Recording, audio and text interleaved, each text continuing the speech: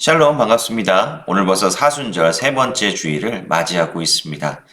경건한 마음으로 주님의 고난에 동참하고 또한 주님께서 우리에게 약속하신 부활의 소망을 바라보는 사순절이 되기를 간절히 소원합니다. 오늘 우리가 함께 돌아볼 지역은 올리브산에 있는 주기도문 교회와 눈물 교회입니다. 오늘 우리가 함께 순례할 주기도문 교회와 눈물 교회는 올리브산에 위치해 있습니다.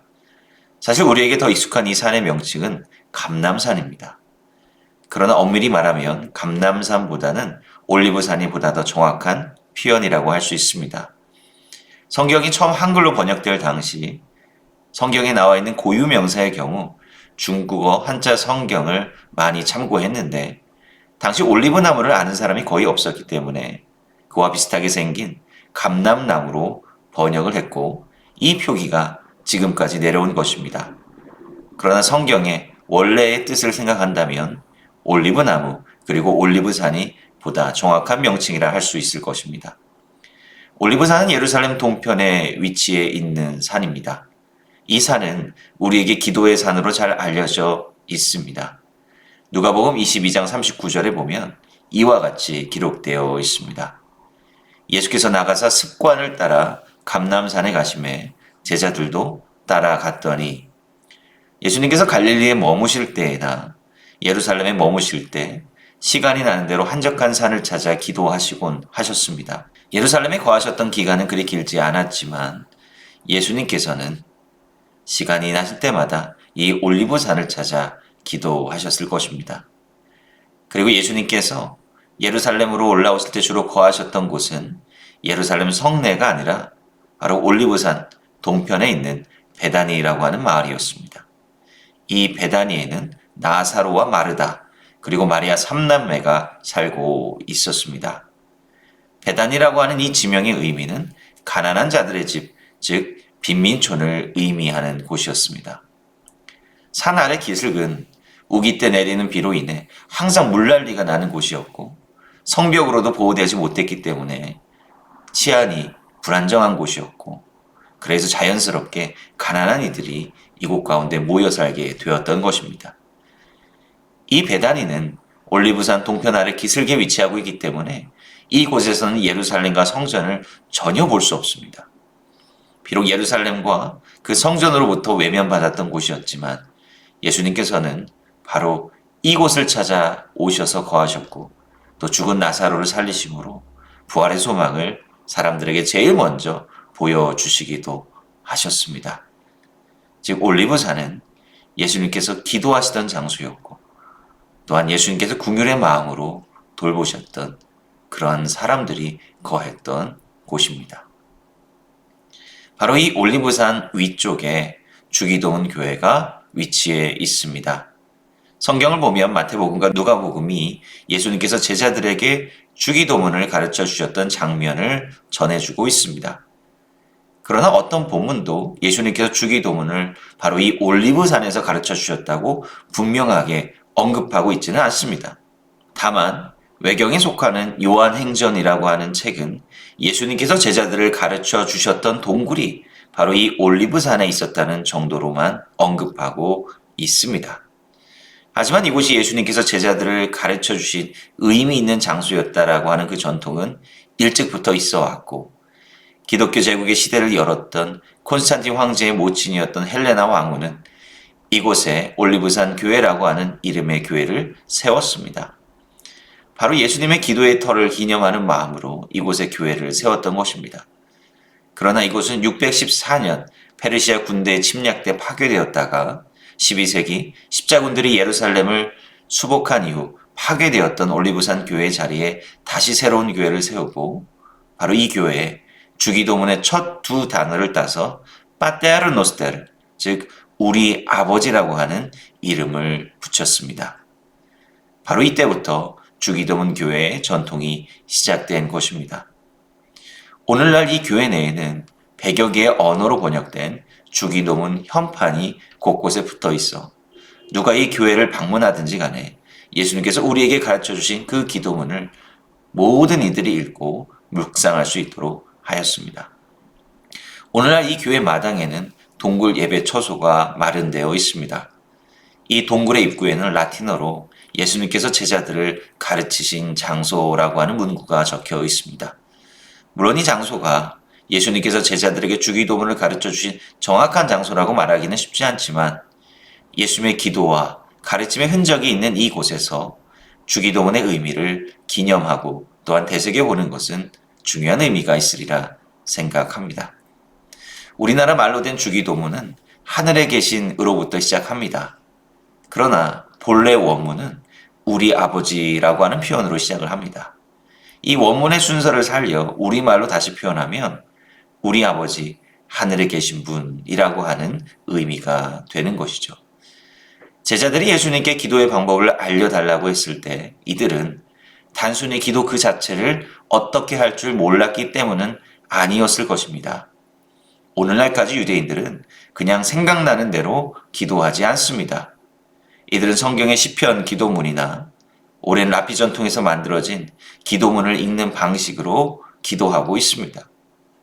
당시 예수님께서도 랍비라고 하는 그러한 호칭으로 불리셨기 때문에 그러한 예수님을 따르는 제자들은 예수님의 기도문이 무엇인지 알고자 했던 것입니다. 그런데 예수님께서 가르쳐 주셨던 그 기도문은 시작부터 가히 놀라운 것이었습니다. 왜냐하면 하나님을 우리 아버지라고 표현하셨기 때문입니다. 우리는 이것이 너무나도 당연하게 들리겠지만 유대인들에게 있어서 기도문에서 사용되는 이 아버지라고 하는 표현은 그들의 조상 아브라함, 이삭, 야곱을 지칭하는 말이었습니다. 이들에게 있어 하나님은 저 멀리 계신 창조주이지 아버지와 같이 가깝게 느껴지는 분은 아니었다라고 하는 것입니다. 예수님께서 말씀하신 이 우리 아버지라고 하는 표현은 이 땅 가운데 인간의 몸을 입고 오신 예수님의 구원 사역을 잘 표현해 주고 있습니다. 하나님께서는 저 멀리 계신 분이 아니라 바로 이 땅 가운데 우리와 함께 하시는 분임을 잘 표현해 주고 있는 것입니다. 예수님의 십자가 희생은 죄로 인해 멀어졌던 하나님과 우리의 관계를 회복시키셨던 그러한 사역이었습니다. 하나님을 아버지라고 부를 수 있는 특권이 바로 그리스도의 십자가 은혜를 통해 주어지게 된 것입니다. 주기도문은 큰 하나님의 사랑을 통해 구원받은 우리가 구해야 할 것은 하늘의 뜻이라고 가르쳐주고 있습니다. 하나님께서 원하시는 것을 먼저 구할 때 하나님께서는 이 세상에서 우리의 필요를 또한 채워주실 것임을 깨달아야 한다는 것입니다. 오늘도 우리는 하나님을 아버지라 부르며 기도할 수 있는 은혜의 특권을 누리고 있습니다. 이것이 당연한 것이 아니라 십자가의 사랑과 보혈로 가능한 것임을 잊지 말아야 하고 그렇기 때문에 우리의 뜻이 아닌 하나님의 뜻을 먼저 구하는 기도를 해야 할 것입니다. 주기도문 교회를 나와 올리브산 아래쪽으로 조금 내려가다 보면 교회가 또 하나 나오는데 이 교회는 눈물교회라고 하는 이름을 갖고 있습니다. 누가복음 19장 41절부터 44절의 말씀을 보면 이 교회가 기념하는 예수님의 그 말씀을 찾아볼 수 있습니다. 가까이 오사 성을 보시고 우시며 이르시되 너도 오늘 평화에 관한 일을 알았더라면 좋을 뻔하였거니와 지금 내 눈에 숨겨졌도다. 날이 이를지라 내 원수들이 토전을 쌓고 너를 눌러 사면으로 가두고 또 너와 및 그 가운데 있는 내 자식들을 땅에 메어치며 돌 하나도 돌 위에 남기지 아니하리니 이는 내가 보살핌 받는 날을 알지 못함을 이남이니라 하시니라. 베다니를 지나 예루살렘으로 향하시고 계셨던 예수님은 올리브산 경사길에서 예루살렘을 바라보시면서 예루살렘의 비극적인 운명을 예견하시고 눈물을 흘리셨습니다. 하나님께서 이스라엘을 거룩한 백성으로 삼으시고 또한 이스라엘 백성들이 회개케 하기 위해 그의 거룩한 성전을 세우셨지만 결국 이스라엘 백성들은 성전 건물 그 자체를 절대화하여 온전한 하나님의 뜻을 제대로 바라보지 못하고 하나님의 뜻과는 전혀 다른 길로 가고 말았습니다. 예수님께서는 이러한 모습을 보시며 안타까워 하셨던 것입니다. 오늘날 올리브산에 세워져 있는 이 교회터에서 옛 무덤의 흔적이 발견되었습니다. 예수님 시대 때에는 자연동굴이나 안반을 파서 만든 이러한 인공동굴 안에 시신을 매장하곤 하였습니다. 사람이 죽으면 시신을 동굴 안에 안치시키고 약 1년에서 1년만 정도를 기다린 후에 살이 썩어 없어지면 뼈만 추려서 작은 뼈관에 넣고 그 동굴을 작은 구멍 안에 관을 넣으면 장례 절차가 마무리되는 것입니다. 시신이 동굴 안에서 부패되는 그 기간에는 동굴의 입구를 막고 석회칠을 하여 입구를 봉인합니다. 겉으로는 석회칠이 말끔하게 되어 있어 보이지만 그 안에는 시신이 부패함으로 인해 악취가 진동하게 될 것입니다. 예수님께서는 이러한 무덤의 모습을 저 교만한 서기관들과 바리새인들의 모습에 비유하며 이와 같이 말씀하셨습니다. 화 있을진저 외식하는 서기관들과 바리새인들이여, 회칠한 무덤 같으니 겉으로는 아름답게 보이나 그 안에는 죽은 사람의 뼈와 모든 더러운 것이 가득하도다. 어쩌면 예수님께서는 이러한 무덤의 모습과 예루살렘의 모습을 바라보시면서 겉으로는 화려한 성전의 모습을 보이고 있지만 그 안에는 죄로 물들어가는 어리석은 자들이 가득한 모습을 보시면서 안타까워 하셨을 것입니다. 오늘날 눈물교회는 성지의 많은 교회들을 건축했던 안토니오 바를루치에 의해 1953년부터 1955년 사이에 건축되었습니다. 이 교회는 예수님께서 눈물 흘리셨던 그 사건을 기념하여 그 지붕의 모습이 눈물 모양으로 건축되었습니다.